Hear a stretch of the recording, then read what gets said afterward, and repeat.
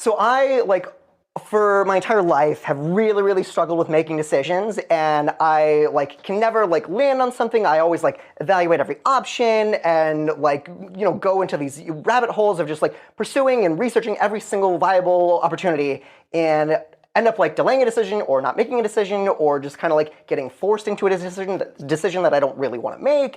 And I've always dealt with this, and so for Smarter Living, I had always wanted to write about decision making and why we fall in these holes. So just when I was doing research and reading the literature, I came across a lot of stuff that you had written, and then I came across FOBO, and I was like, oh my God, you have named this thing that has haunted me my entire life. That's Tim Herrera. He's a Smarter Living columnist in the New York Times. I'm your host, Patrick McGinnis, and this is FOMO Sapiens, part of the HBR Presents network. My name is Patrick McGinnis, and I'm the guy who invented the term FOMO. That's short for fear of missing out.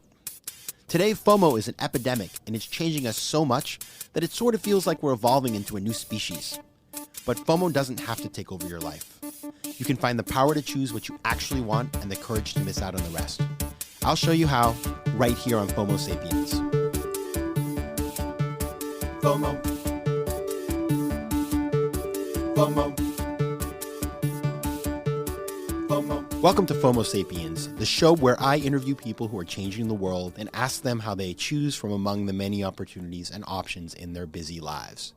And while this show may be called FOMO Sapiens, on this episode, we're going to talk about the other FO you need to know, and that is FOBO, or fear of a better option.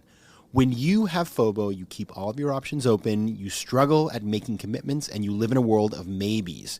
You value optimization and option value above all else.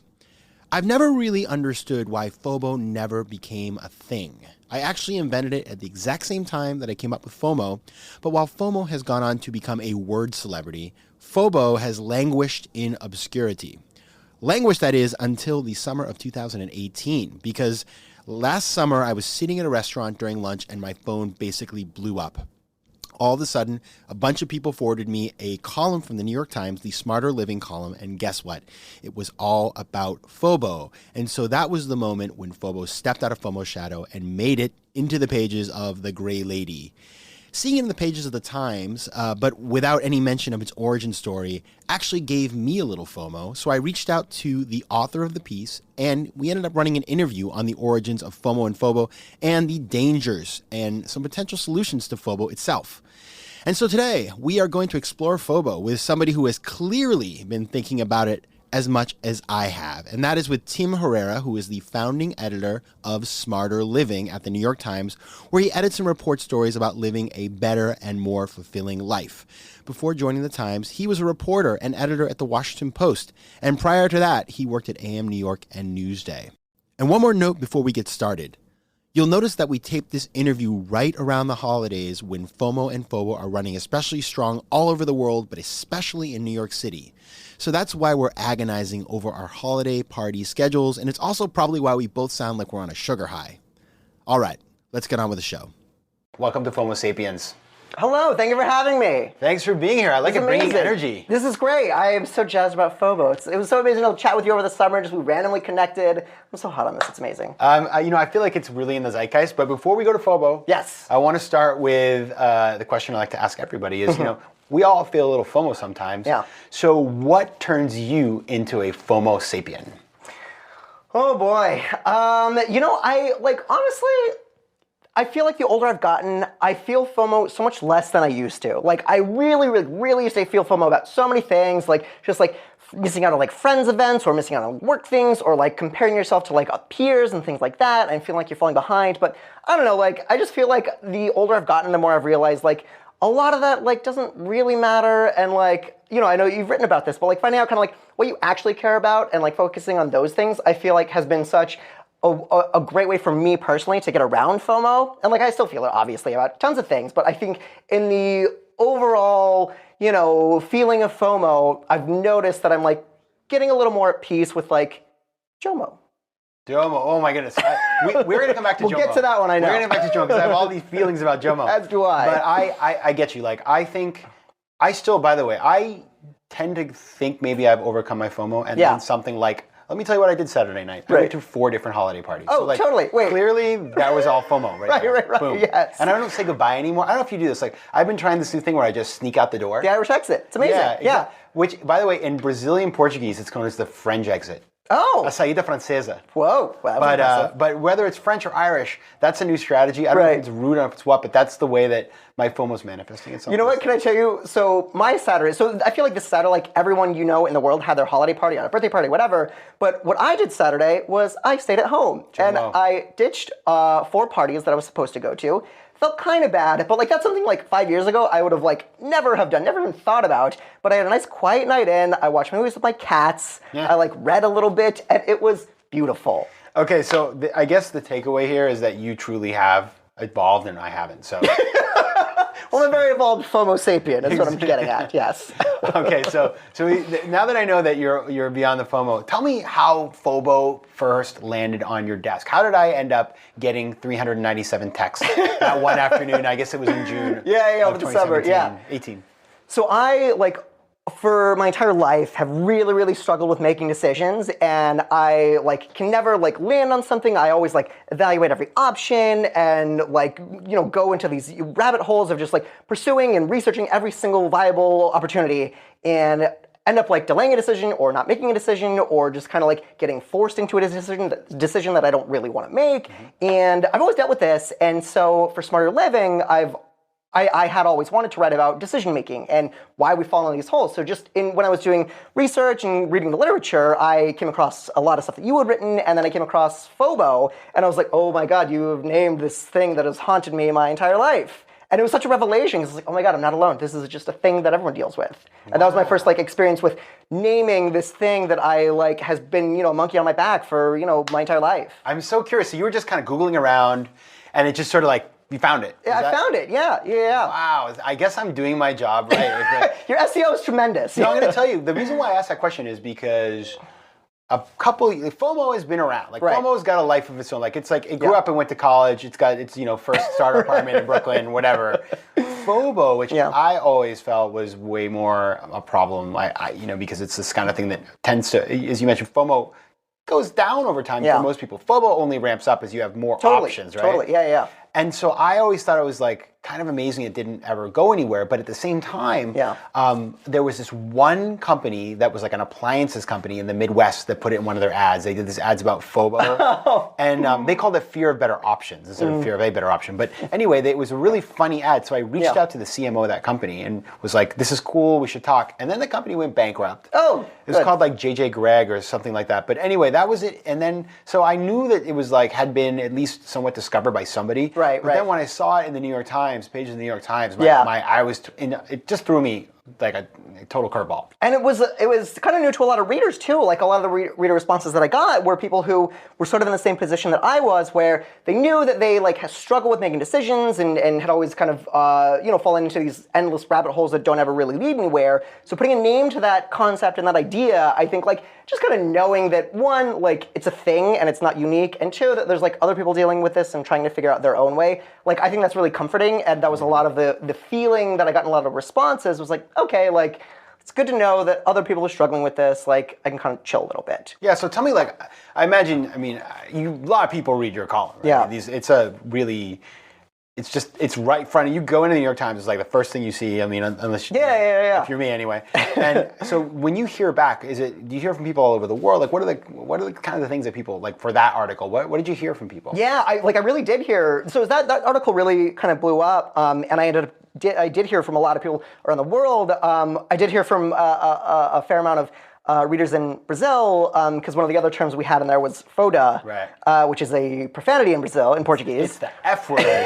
But no, it's funny, a lot of times when I write about concepts or ideas that are relatively new to a general population, just because I am writing about it at the Times, there's the assumption that I'm sort of a de facto expert in it. And so this one is really funny because the whole conceit of the column was about decision making. And so the majority of the responses were people presenting scenarios and then asking me what decision they should make. And so, like, stuff like all over the spectrum, like people who like wanted to know like what college they should go to, or like whether they should like move in with a significant other. Like I was revisiting some in preparation for this, and one person was asking me to make the decision for them whether they should move to the U.S. And so I was like, guys, like I'm kind of like new to this thing. That's too much pressure for me.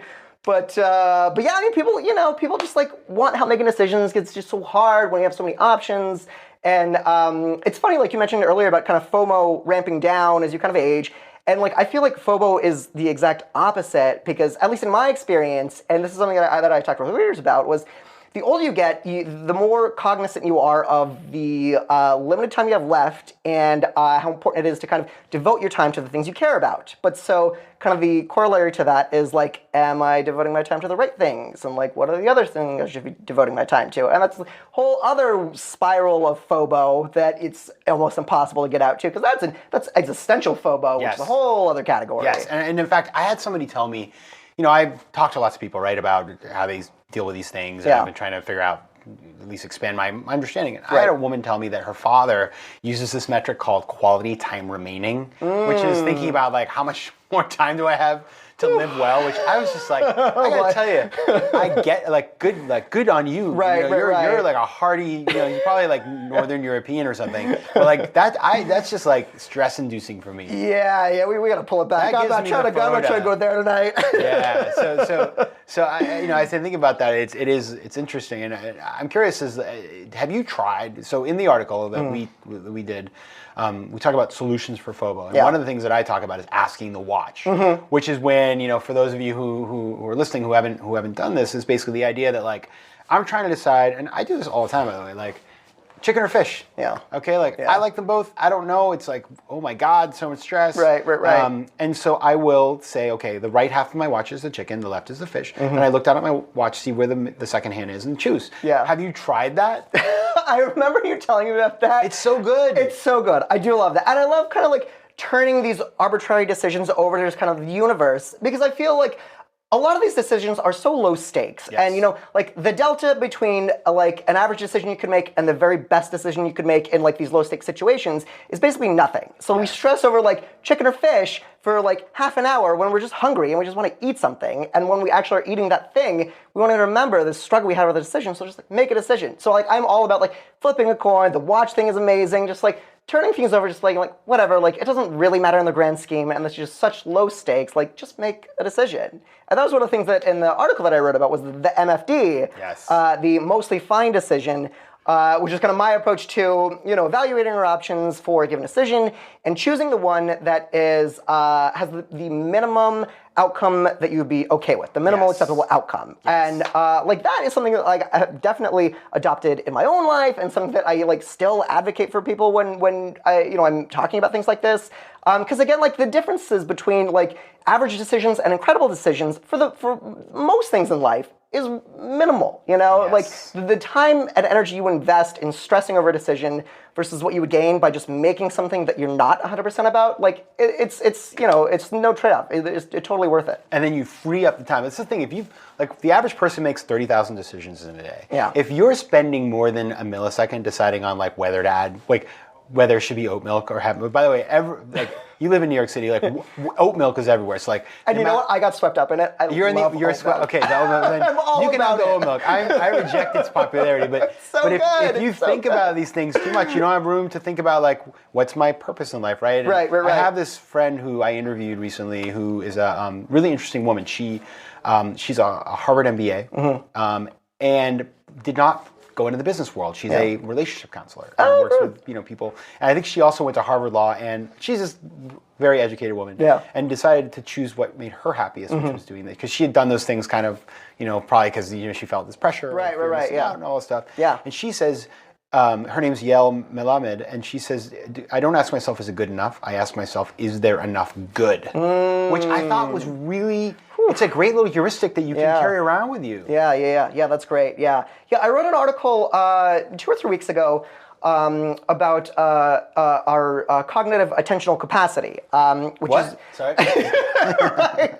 So it's just about the kind of ambient things in our brains that are taking up space that really shouldn't. And that article was focused on our cell phones and laptops and devices, and how even if we put them away, even if we turn them off, they're still kind of occupying this space in our brain that should be spent doing work or thinking about things you care about or whatever else. And I feel like decision making is one of those things that really can occupy this outsized part of our attentional capacity, and it's just so easy to get bogged down. But it's also one of those things, like a couple of decisions here and there can just free up so much of your attention to really focus on things that you actually do care about. Yes, I totally agree. Yeah.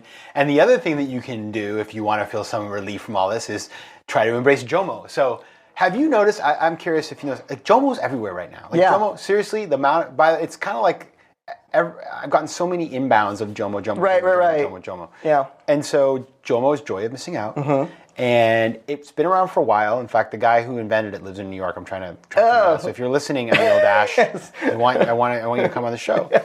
But what's your thought on JOMO? I am extremely pro JOMO, and I feel like that's like sort of the flip side of the coin about FOMO. Like, I feel like JOMO sort of increases as you age in a good way. Like, I think, like, like we're talking about our weekend plans. Like, 5 years ago, if I were spending a night, a Saturday night in, you'd be like, oh my God, like, what are all my friends up to? I'm just wasting my time here. But now, because I know that, like, I really appreciate getting rest and feeling rested and, spending time with my cats and having time to be alone and kind of center myself, something that I know that I appreciate. And so the trade-off between not going out, seeing people, but staying in and kind of treating myself, like, to me, that's a no-brainer because I know that's what I care about. Like, I'll see those people again, but to have a free Saturday night totally by yourself just to, like, be with your own thoughts and recharge a little bit from the week, like, that to me is like one of the most valuable things. And I think, again, as we get older, we realize the value of time and how it's slipping away. And, I think, time is better spent doing the things that you genuinely and sincerely love rather than things you feel like you should be doing or things that you're obligated to do. And I think, like, that's like a sort of symptom of FOMO is we're doing these things and sort of have an obligation or just be like, we feel like we should be doing them. But, I think taking a step back and realizing and being sincere with yourself about what you actually want to be doing and what you actually want to spend your time with, like, that's like the FOMO cure, I think. Yeah. So I've been thinking about JOMO because I agree with everything you said. I think it's right. Like, if you can get to a place where you can observe what's happening, it's kind of like being detached, right? Like, if you're like really good at meditation, or I guess I don't know if being good at meditation is the right way to say it, but if you meditate and you can just watch things pass by and you don't focus on them and you're detached from them, great. So for JOMO, I think it can work. There's two things that caveats that I put on it. The first is, you can only have JOMO if you know what the thing you're missing is. So, like, it's like, if you've been to 1,000 restaurants, nightclubs, or whatever, if you it's like, okay, I know what that is, like, did it, got the t-shirt, like, I'm good missing out today. Whereas it's like, if it's something that's a little bit like you've never gotten a chance to do, I think JOMO's a little tougher. Right. That's the A. Yeah. B is, I think JOMO's great for, like, small things in life. It's like the Friday night in. Right. It's not so good about, like, I'm having joy of missing out on, fulfilling my true destiny.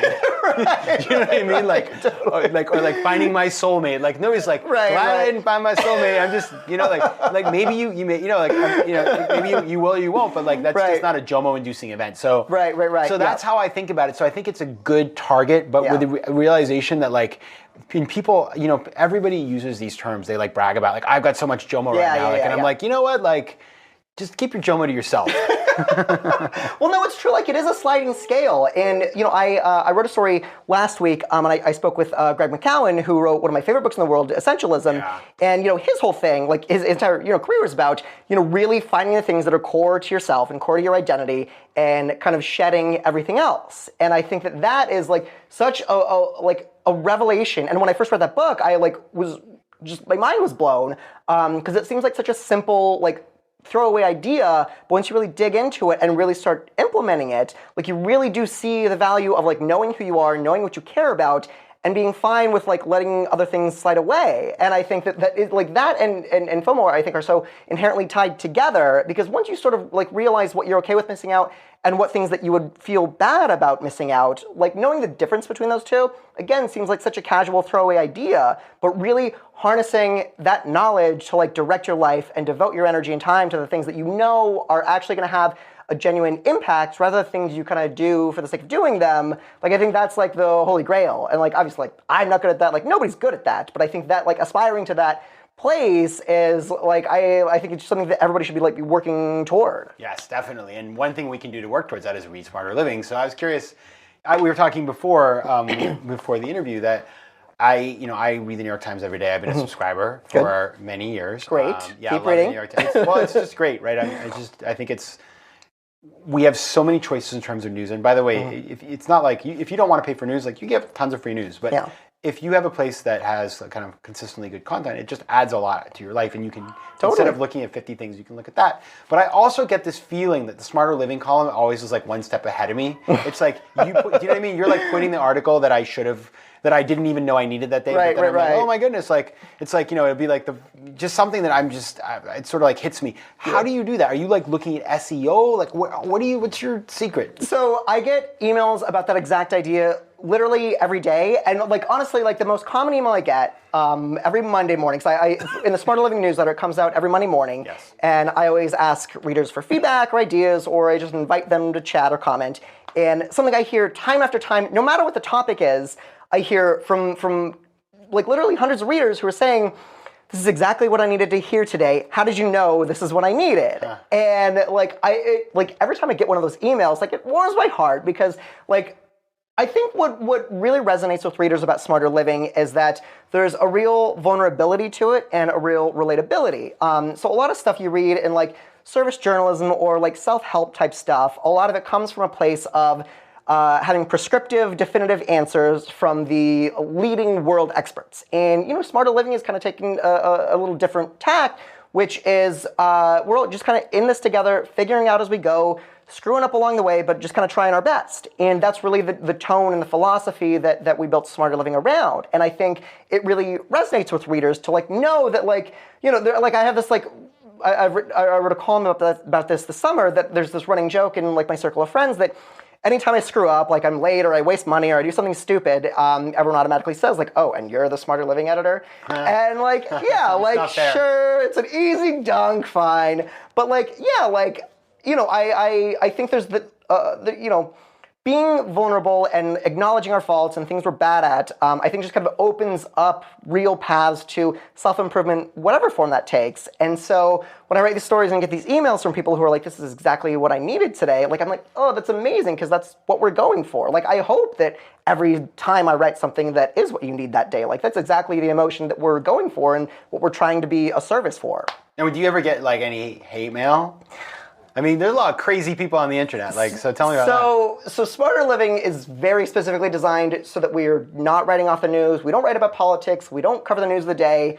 However, the most controversial thing that we run, weirdly enough, I didn't know this was a controversial thing, well, to such a degree, is I have a writer named Jolie Kerr, who's a cleaning expert.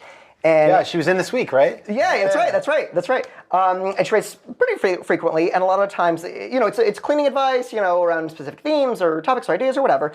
And she'll usually give a product recommendation along with like how to actually clean a given mess.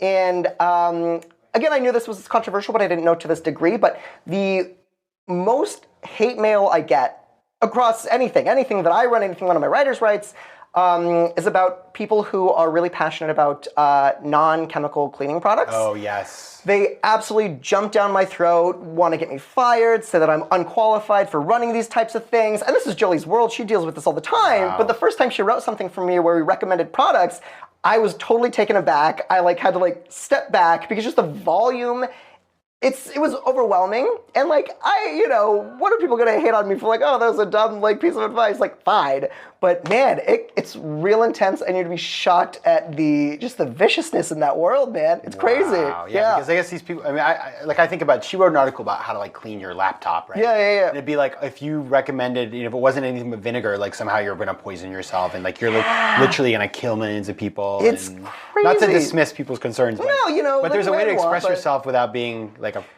angry. People really just jumped down your throat. I had no idea, but now I'm used to it. And like, today, like I don't think we ran any product recs today, but yeah, like every time it's like, okay, well, got to brace for this. It's coming.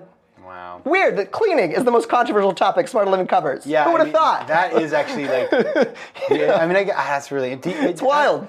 That's very. Do you mostly? But is it largely domestic? Is it global? Like, what is your kind of when you hear from people? Are they from all over the place? It really is all over the world. Like the Times in general is pursuing a global audience. Yeah. So we try to write in a way that we're able to reach readers around the world. But Smarter Living, again, because we don't write off the news or write off this is the day. It's very kind of something for everybody, and we try not to write for a specific geographic area or demographic. It's something that anybody can take advice away from. And so as a result, we really do have readership all around the world, and I hear from people all around the world, which is really, really rewarding. That is amazing. And by the way, if you do email Tim, I'm curious about this. So you have like kind of an email filter that comes out that I've seen a couple people use over the years, but not a lot of people use these. It's kind of like you get an email back and it says, listen, thank you for your email. Like if you need this, you check out this. If you need that, check out this. I read my emails, but I may not respond. But just know that I read that. You must get a high amount of email. Like, does that even work? Do you find that helpful? Have you ever thought about like outsourcing it? Like, how do you manage email? Because email to me is my number one scourge in my life. And now, of course, you add in text messages, WhatsApp, all the social media. Like, it's a lot. Like, why did you do that? Does it work? What was your recommendation beyond that? Oh my God. I hope you have like 3 hours because email is all I ever want to talk about. So I am infamously, notoriously bad at email, and I don't like to do it, but it's so central and core to my job that because I'm so bad at it, that occasionally I have miss like important things or miss a deadline or whatever, just because I'm so bad at email. And the main reason is that I just get such a volume that I can't keep up. I was on a panel the other night talking about freelance pitching, and I get like probably between 100 and 300 freelance pitches a week. And so that's on top of like the work that actually I'm doing and that from coworkers and all that. But so the auto reply that you're talking about, I learned this trick from Adam Grant, who is an absolute genius, smartest person working in this space. But I cold emailed him last year, just like say, hey, just a chat, just see what he's up to, see if he wants to, do stuff for Smarter Living or whatever. And I got this immediate auto reply that's like, hey, thanks for your email. Know that I read it, but I can't respond to everybody. Here are 5 options for the 5 most common emails I get. And one was like, if it's a media request, do this. If it's a booking, do this, blah, blah, blah. And it just blew my mind because I never thought about that weirdly. And so we got lunch, I asked him about it, and it's just incredible. I set mine up earlier this month because one of my resolutions for next year is to be better at email. And this is one of the ways that I'm trying to build structures in my life so that I can take decisions away and automate that part of it. And even in just a couple of weeks that I've had it running, it's been incredible. Like, I don't have to worry about oh, did I email back that person, or do I need to get back there, or did I direct them to the right person? Because it's just taken care of. Wow. And it's a decision I don't have to make anymore. And I set that up in conjunction with some filters and separate inboxes for emails that I know need urgent responses or whatever. But I'm totally hacking my own email productivity approach, and it has been incredible. And I just want to I've been tweeting about it nonstop for weeks, and I think everybody should do it. Wow. I think email is a fundamentally bad and problematic product, and I think it was built for a different internet and has not evolved with the current internet.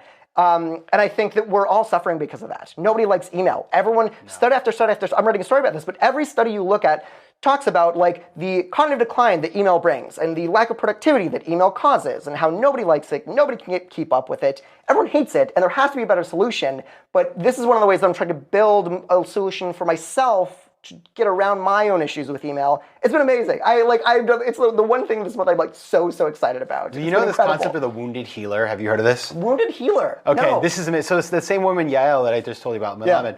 She told me, we had this long conversation about FOMO, FOBO, and all this other stuff because I'm picking her brain. And she told me that Carl Jung came up with this concept of the wounded healer, which is the best person to help somebody is the person who is just one step ahead in their own healing. Oh yeah, so like you're the wounded healing for email. Right. And it's funny because Adam Grant, I've not met Adam Grant, but when my first book came out, it was an entrepreneurship book, and a student of his put me in touch with him, and he was like, listen, I'm too busy. Yeah. But he did it in such a direct and nice way that I was like, you know what, man? Yes. You do you. 100%. I respect that. Like, 100%. I get you. Yes. Like, and it was just vis-a-vis the people, and I could name names that I'm not going to, but I people that like are, when I was, promoting my book, and somebody would be like, come on my podcast, and then they would like ghost you, and you're like, wait, you invited me on your show, right. And now you're ghosting me, and it's like, and you feel so, and I'm so busy. You know what? Yeah. Nobody's that busy. Totally. It like honestly it's like changed my life, changed my approach to work. I mean, Anna Grant is just such a genius, but it's incredible. Wow. Okay. Well, that's good. Yes. So we can move on. Now that we got the email hack, I imagine people send you cool gadgets all the time to try and test. Am I right or am I wrong? So we aren't allowed to accept things like that. But they do send them to Wirecutter, which is a New York Times company, and they actually work directly with Smarter Living. That's our product review and recommendation site. It's amazing, wirecutter.com. Check it out. But so they handle all of the like gadget reviews and product recommendations. It's an amazing crew. Like I don't know if you read Wirecutter, but it launched like in 2011, and I've been reading it since then, but their whole thing is like, they just dive super deep into like one category, one product, and look at everything on the market and then come up with one single... I need that. Yeah, it's incredible. Where has this been? Oh my goodness. It's incredible. Like, I don't buy anything without checking Wirecutter. Like, even way before I worked with them, like, it's just like an incredible site with incredible people. I think it's the greatest like review website like that was ever conceived. It's amazing. Wow. But it's funny, they just moved, or are in the process of moving to a warehouse in Long Island City. And it's this huge office space because they need so much space to test all the gadgets and test everything. And so a couple of weeks ago, they invited a couple of folks on Smarter Living to come out to check out the space. But that day, they happened to be reviewing mattresses. So in the warehouse, they just had this like field of mattresses with like 20 or 30 mattresses just set up, and people are just like filtering in all day, just like laying down, taking a little siesta, just like hanging out. It was incredible. And like that's their process. They just like bring in a ton of people, look at everything. It's incredible. Yeah. But like how many companies are like reviewing 20 mattresses and just opening it up to the company? That is a great, that's another, see the recommendations are flowing now. Yeah. Give me a gadget that everybody should have that maybe we don't even know we need. Actually, I'll give you two. Okay. One is a very expensive one is a very cheap one.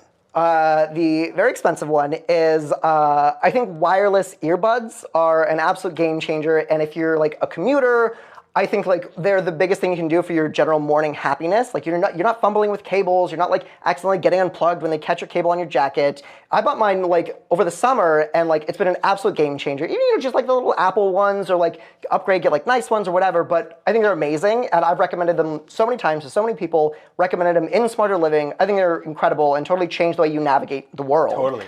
So it's the expensive one, and then the cheap one.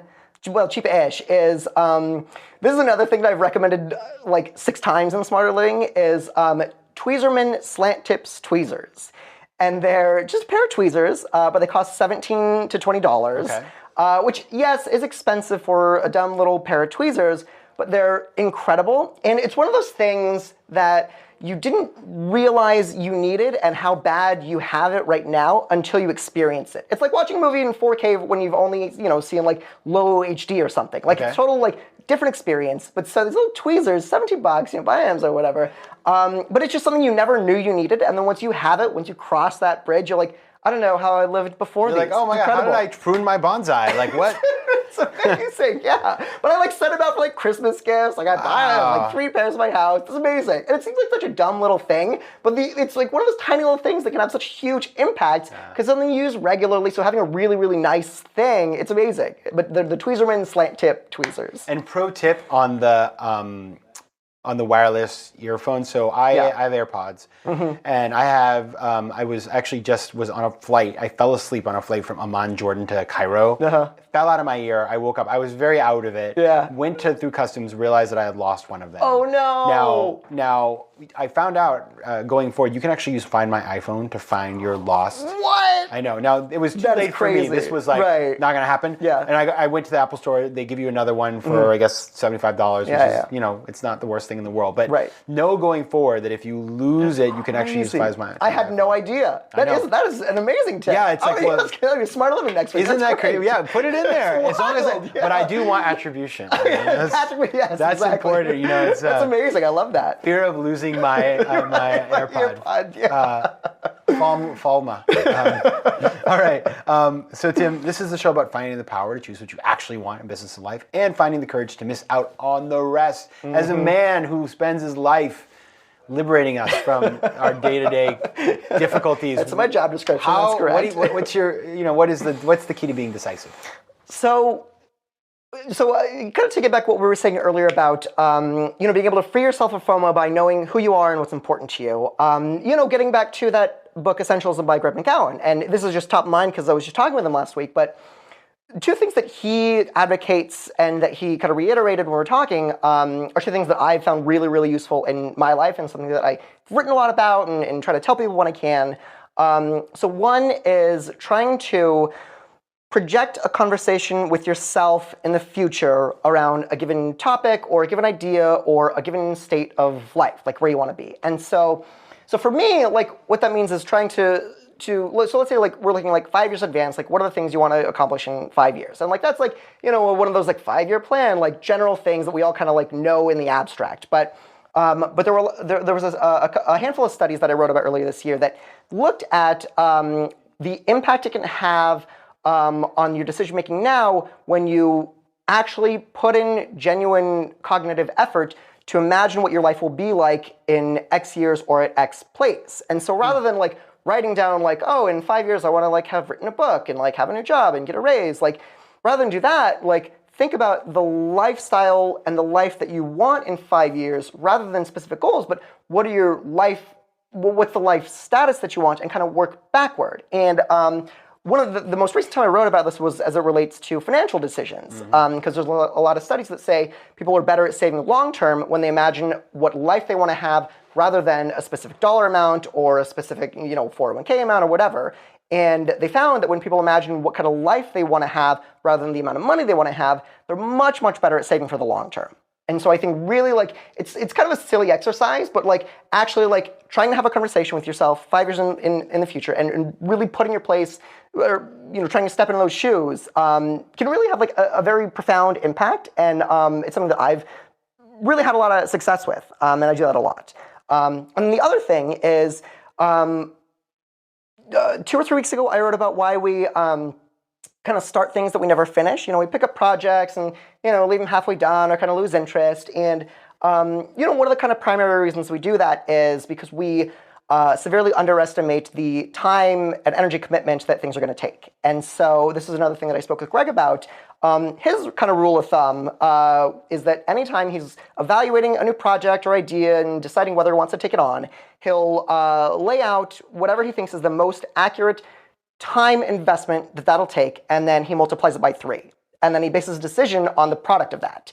And again, it's one of those things that like sounds dumb, like that sounds like overkill. And he said when he first learned about it, he thought the same thing, that like, oh, sure, like maybe like a 50% increase, like that's reasonable. But multiplying it by 3, and he said once he started doing that, it proved 100% correct, and it actually like changed the way that he evaluates options and decisions. And I think that just getting back to being realistic with what our expectations are and what the things we want to invest our time in, that's one thing. But then really being honest about the actual time it's going to take rather than the time that we think it's going to take. And I struggle with that all the time. Like I'm a very bad procrastinator. I'm always running late, all that stuff. But, I think being more realistic about the time investment that things will take rather than the kind of emotional investment, what we kind of want to feel, what we want to get out of it, can actually lead to a lot more practical and realistic decision. That's super interesting. It's funny because I've always, whenever I do to-do lists, I always include time as one of on the right column. Yeah. So that I can add up how much time it's going to take. Right, so right. I don't triple it, but I've always been like, yeah.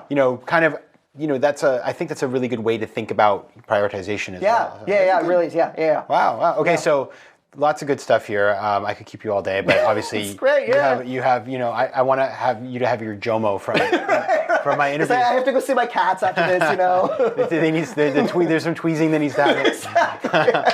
It's my night today. That's right. So tell everybody who wants to follow you and continue learning where they should go to find out more about you and to follow you. Yeah, you can follow me on Twitter. I'm twitter.com/Tim Herrera, Herrera. I'm on Instagram. Handle is Tim_Herrera. You can find me at the Time. Just Google New York Times, Tim Herrera. All my stuff is there.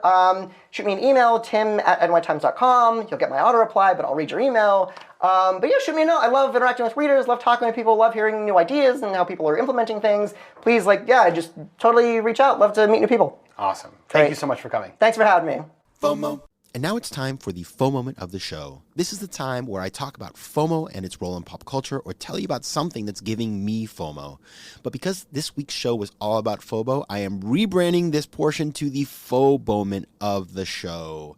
And I found some interesting stats, actually. LinkedIn found that FOBO is a huge problem in the workforce. In fact, 68% of workers have FOBO when they think about what might be out there for them outside of their current job. And they actually use the word FOBO in the press release. So thanks, LinkedIn. I appreciate it. So if you have these feelings, and it sounds like most people do, don't be afraid to look outside, find what else is out there, and stop worrying about the FOBO and actually get into action. FOMO. If you have an idea for the FOMO moment of the week, or if you have a question, reach out to me at letsconnect@patrickmcginnis.com or send me a tweet at pjmcginnis.